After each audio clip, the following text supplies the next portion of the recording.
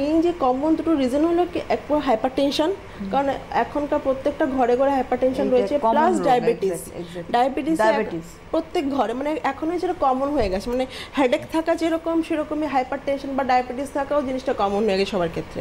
তার সঙ্গে যেটা রয়েছে আমাদের কিডনিতে স্টোন হয়ে যাওয়া বা কিডনিতে সিস্ট হওয়া, বা রেকারেন্ট যদি আমার কিডনিতে ইনফেকশন হয় বা কিছু কারণের জন্য যদি আমার ইউরিন ফ্লোটা ঠিকঠাক হচ্ছে না, সেখান থেকে কিন্তু সিকিউরিটিটা ট্রিগার করে যায়।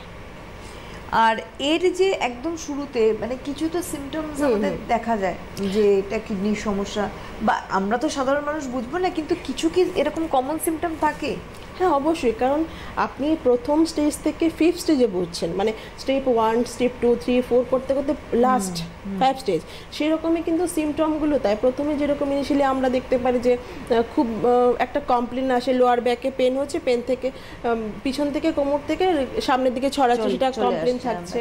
তার সঙ্গে যেটা হয়, যেহেতু আমাদের পিউরিফিকেশন লেভেলটা কমে যায়, সেই জন্য কী হচ্ছে, খুব বডিতে ইচিং হয়।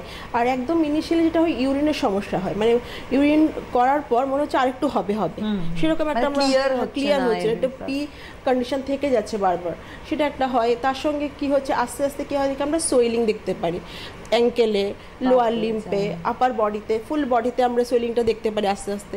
সেটা কিন্তু পরপর সিমটম। একটা টাইমে কি হচ্ছে, আমার খুব শ্বাসকষ্ট হয়, স্টেজেস যখন বাড়ে তখন শ্বাসকষ্ট হওয়া বা এনিমিক হয়ে যাওয়া, সেগুলো কিন্তু একদম ক্রনিক স্টেজ চলে যাচ্ছে।